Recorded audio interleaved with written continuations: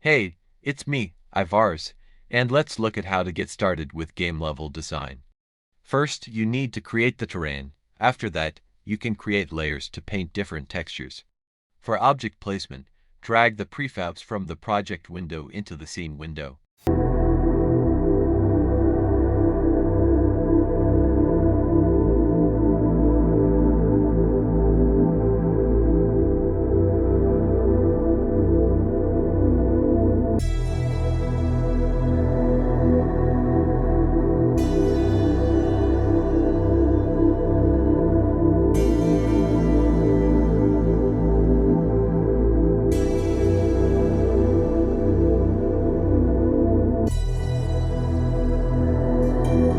Need to create materials if you wish to change how objects look.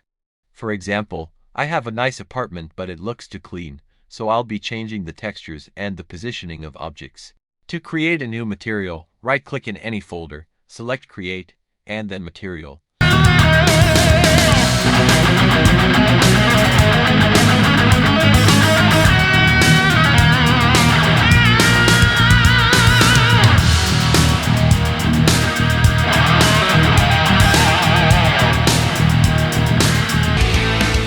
You have to change the material of the object in the inspector.